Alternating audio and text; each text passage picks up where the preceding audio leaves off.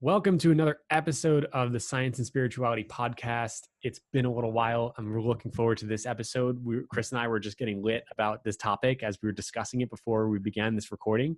Mhm. And what we're going to be talking about today is story and the stories we tell ourselves, because the stories we tell ourselves and the perceptions we choose to take about these stories of our lives, it creates that in our life. It's like, your perception is your reality, but it's Mm. actually not the truth. So Yeah. this came up because Chris had an amazing quote from a book he's reading, and that's, read it, Chris, just so. Yeah, it wasn't actually like a direct quote. It was just I Okay. was reading the book and then it was an idea that I kind of thought of and That's like good. structured myself. Yeah. But basically what I wrote down is that accepting thoughts in our head as absolute truth distorts the story that we tell ourselves about our lives. And I think that that's super important because when we tend to think of things in our head and the way we tend to view reality, we objectively think that that's the truth. And when we objectively think that that's the truth, it becomes our truth because then we kind of close off our minds to any other possibility about what an event or a situation or just like a total narrative or story arc of our life actually means. And so just to give like a quick example, because I know we were going to talk about examples, um, last semester, it was my first semester actually treating people like as an acupuncturist, like, under the supervision of a licensed acupuncturist, like as part of my program.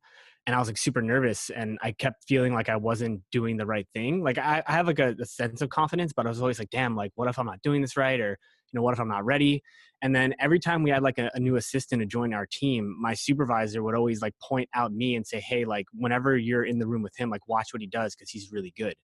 And so there was this perception of myself where I thought that I wasn't doing the right thing or I wasn't good enough. But then other people around me, like supervisors, were like, no, you're doing a really great job. Like, keep it up. And I've noticed that happens a lot in my life where I'll think of myself in a certain way, and then other people will have a completely different perception of me. And a lot of times it's higher than my own perception of myself. Mm. And so like I'm just wondering how many other people do that. And I think it's kind of normal to kind of put yourself like lower than you actually are. I don't know, maybe it's like a defense mechanism or maybe it's just a self-confidence issue, but I feel like a lot of times we sell ourselves short. And when we sell ourselves short and we start believing that story about ourselves and labeling it as facts, we start to live into that and we start to make ourselves smaller. Yeah. Meanwhile, and we can totally open our minds and look at things in other ways. And feel more empowered. Yeah. And what you said, you're saying like, oh, I don't know where it comes from. I think like a major part of it is like our society and what we deem as like, or I think it's what's put on the stage, like of like what we see in like media and entertainment and all, is that like if someone is like really empowered or like, acknowledging themselves, a lot of times it's portrayed as arrogance Mm. rather than humility. Like there is you can be humble and still really believe in yourself. Yeah. But often, like, I think that's like people think that that's like they're not congruent, and they think like, oh, like if they just think like, oh, I'm just not that good, like then it'll protect them in some way. Well, I think that a lot of people who um like I think it's an insecurity for a lot of people, and that's why they portray themselves as better than they are, Yeah. because they're actually insecure about their own skills. And I think Mhm. that's what we see a lot in media and society, and that's how it's portrayed. Like if you're like a confident person, like Then there's you know, deeper insecurities, but it's yeah, actually, exactly. yeah, But that's not actually true. I think it's just yeah, the perception. yeah. Uh, and then, dude, just another like overarching example of this whole thing about story and telling yourself a certain story. Like, there's all these like famous people recently that have like committed suicide. And Mm, like, you look at it from the outside and it's like, yo, like Anthony Bourdain, for example, like he traveled the world. He was like eating all this food, like just really like meeting all these great people, and he was miserable inside. And from mm, the outside looking in, like you'd think that that guy has like an amazing life, but then the story that he was telling himself was completely different yeah. than from what other people saw outside of him. And Yep. so it begs the question then, like, which story is more important? The story Mm, that's more important is the one that you tell yourself and yeah. what you believe about yourself.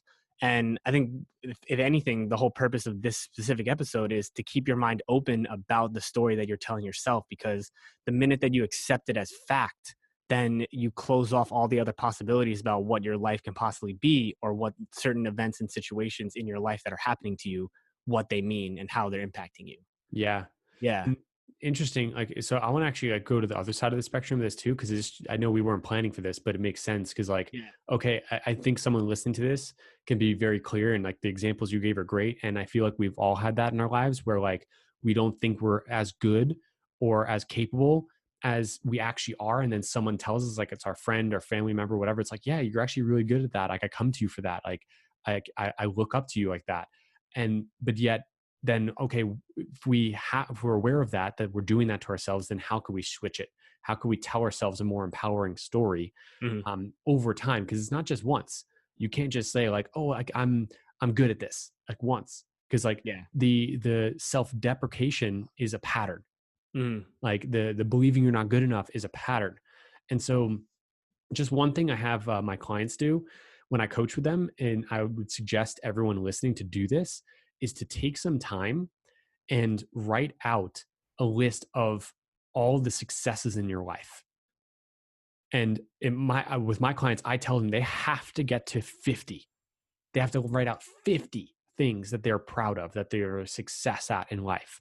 And it could be as simple as when you were young, you learned how to tie your shoe and learn to brush your teeth. But it could also be to your greater successes like I graduated college and got a degree.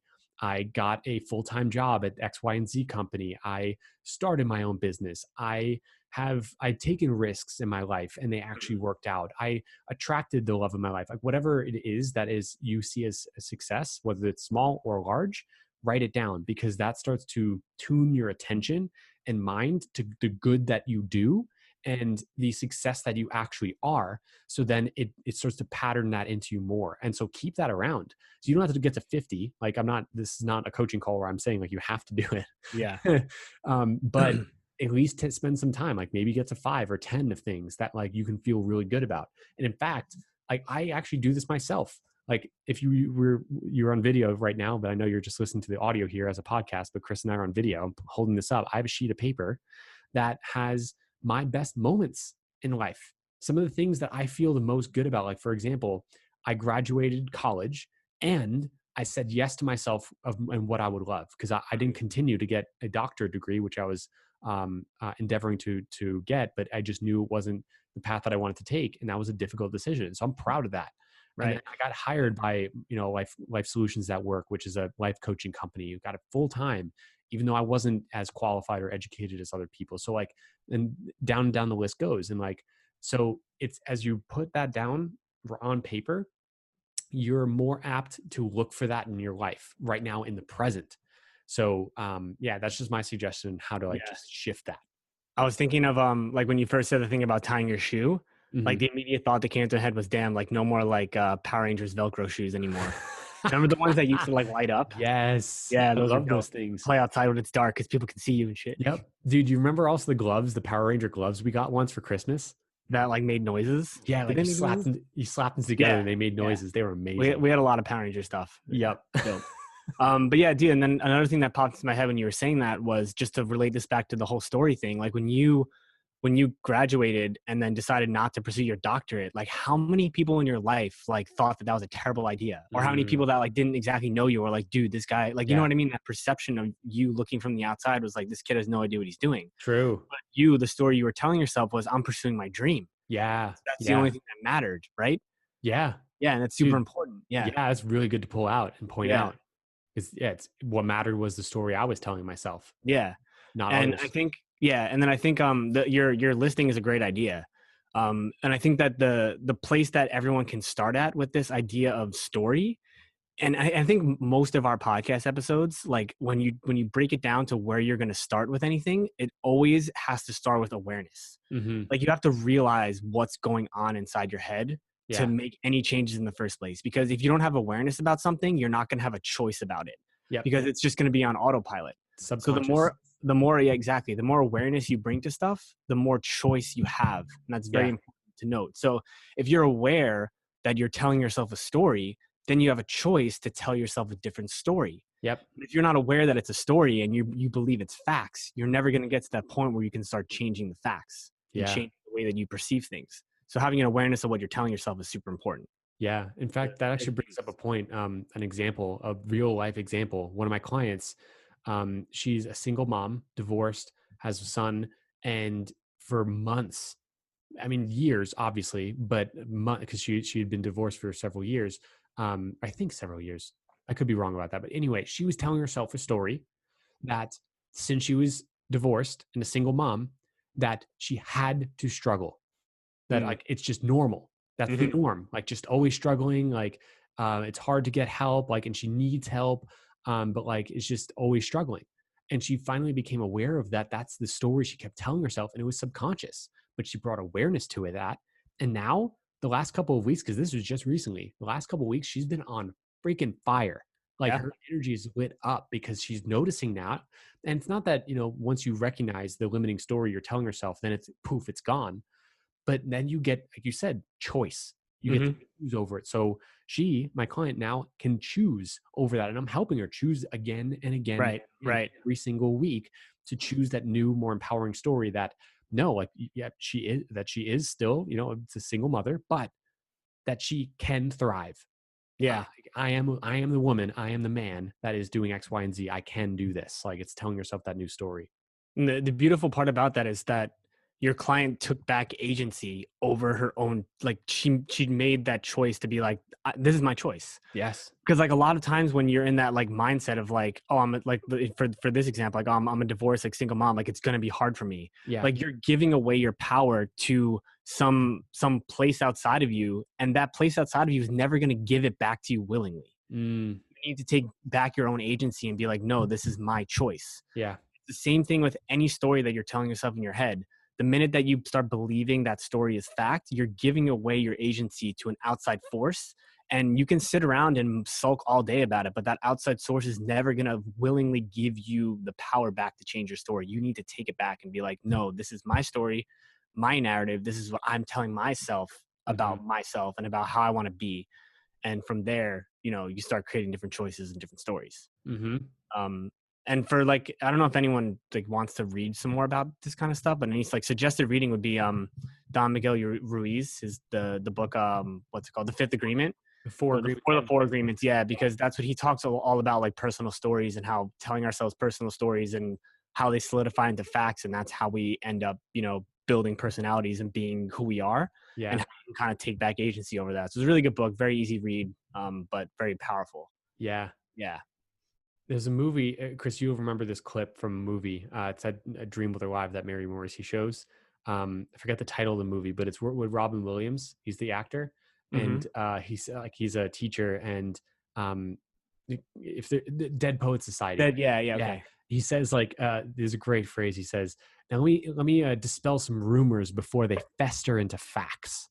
Mm, I love that because they yeah, will. The rumors or for our own lives, it's like the rumors, it's like things that aren't actually true. They will fester into facts. yeah. If you don't challenge them, Yeah, they will. exactly. And I want to end off with one thing because Yeah, I actually would love to keep this as a really short episode. We're at like yeah, yeah. 13 Sure, minutes just now. quick and Um, powerful. Yeah. yeah, like one final quote, and then let's give them some action to do. Um, the listener. So Jim Carrey, he had said, and this is about story, that our eyes are not only viewers, they are also projectors that are running a second story over reality. Mm, Now that's a paraphrase, but you can look that up in his very popular commencement speech in, I think it was 2014, yeah. 13. It's there and it's powerful. You can Uh, just and you can just like walk outside and like just stare at the street for a bit and just kind of observe like yeah, what's happening in your reality, and you'll notice that you're telling yourself something about what you're seeing. yeah. It's like, oh, That's the it's a second terrible story. day out because it's raining. Yeah, that's the second story, and that second story is on you, and you can change that. Yeah, Yeah, yeah. yeah, exactly. So Um, action, yeah. Mhm. action. Do you have any? I got something that I can do. No, you can go ahead with the Okay. action step. So Yeah. yeah, action is what Chris said is to become aware. The first step is to become aware, to notice what is, and actually let's just break it down to one thing. Like what's one limiting story you've been telling yourself? One story, one thought, one belief that when you think that thought, when you believe it, you feel just contracted. You feel a Mhm. disempowerment. You feel heaviness. You feel just like a lot in your energy. It's just like down.